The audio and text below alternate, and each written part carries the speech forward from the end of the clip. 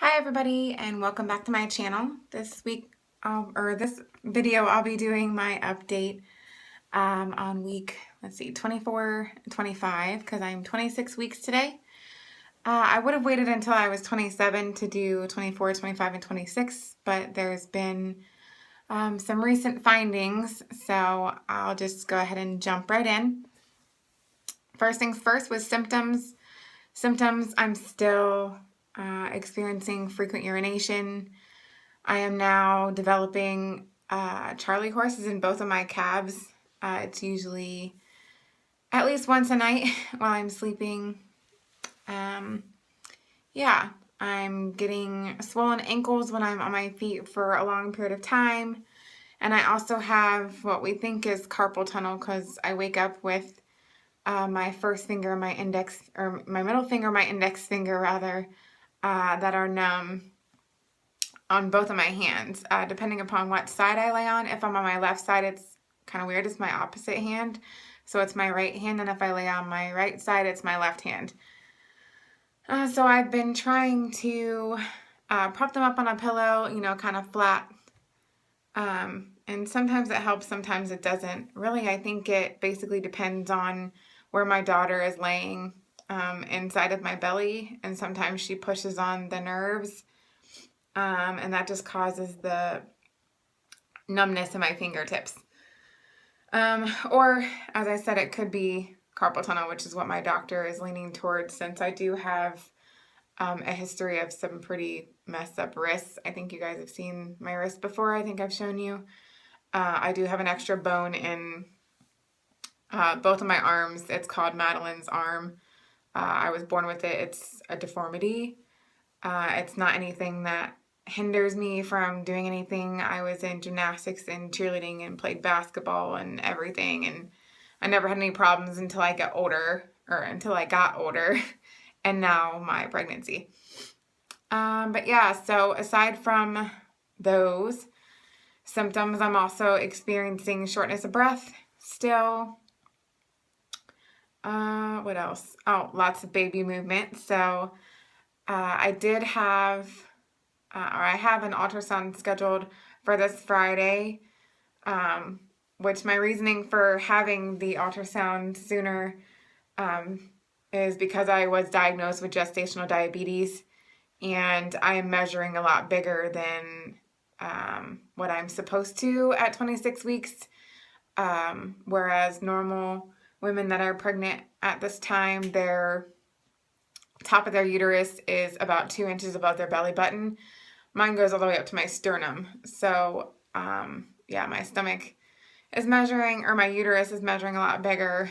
And my doctor wants to make sure that, she's still on target, and, maybe there's just excess amniotic fluid that's making my belly and uterus bigger, and not necessarily her. But I'll know more on Friday of this week.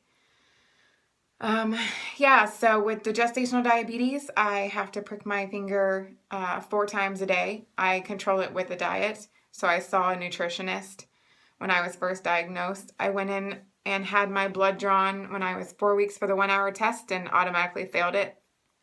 My numbers came back at 266, and normally they want it anywhere, between 90 and 130 to be considered passing. Anything over that range of 130 to 200, or 199, I should say, they usually opt for the 3-hour test or 2-hour test, depending upon the severity of the numbers. But anything over 200 is automatic gestational diabetes. There's no reason to do any further testing. So that was kind of shocking for me. I wasn't expecting it.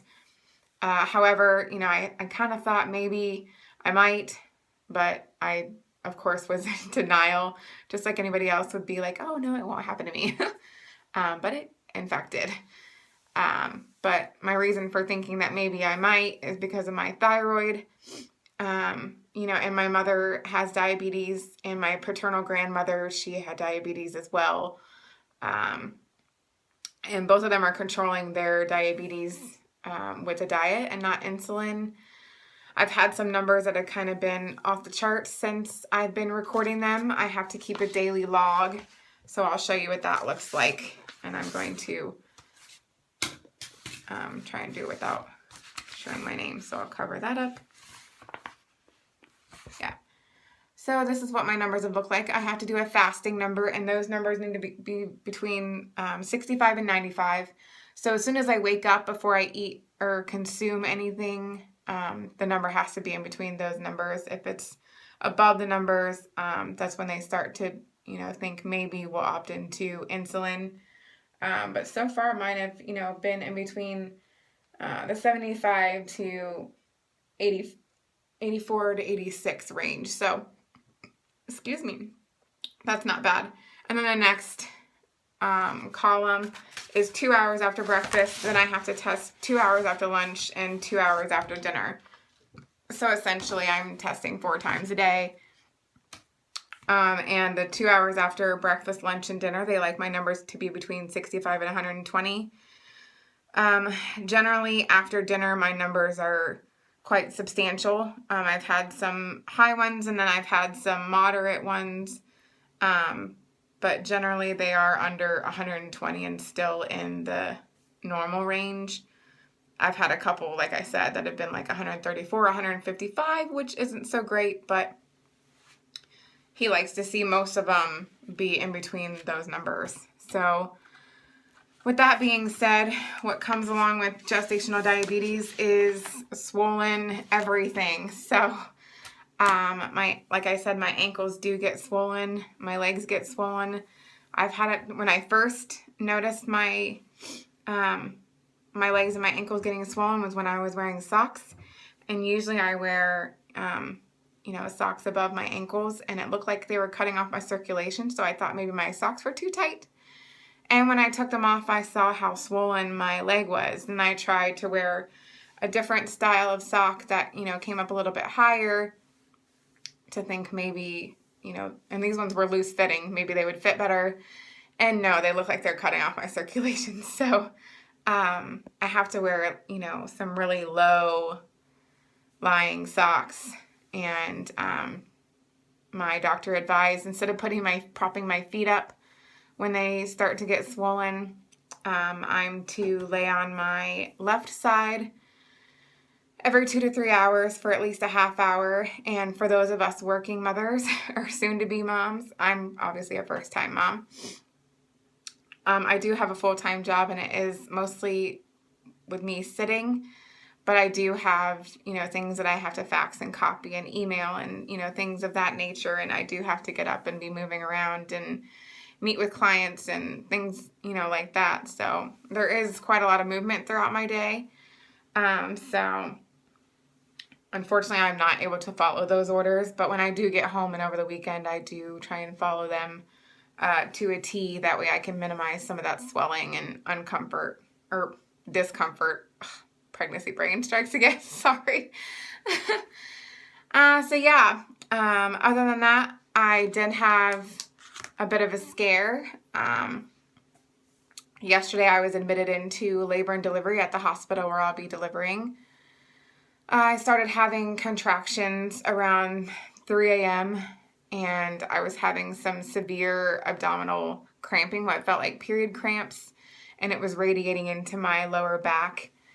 Generally, when I have period cramps, they do take over my back, so I'm probably going to be one of those lucky women that ends up laboring in my back, which is going to suck. But for the most part, whenever I was having contractions, I felt them mostly tightening in my abdomen from top to bottom. My entire belly was super tight, so that was really scary. And yeah, being only 26 weeks, almost 26 weeks as of, today I'm 26 weeks, but yesterday when I was in triage, I wasn't quite 26 weeks, and I'm definitely not ready for her to come yet. I do have most of her belongings and things situated. However, it's way too early. She's not fully developed, and I want her to stay in there as long as, she needs to, or until my doctor advises that she needs to come out. But 26 weeks is definitely not the time. So if you guys could, I've been having, some cramping and contractions today. but they're not as bad as they were. And as long as I'm, sitting down, taking it easy, and, laying down when I need to, I am on bed rest until I see my OB on Friday to see what he wants to suggest going forward.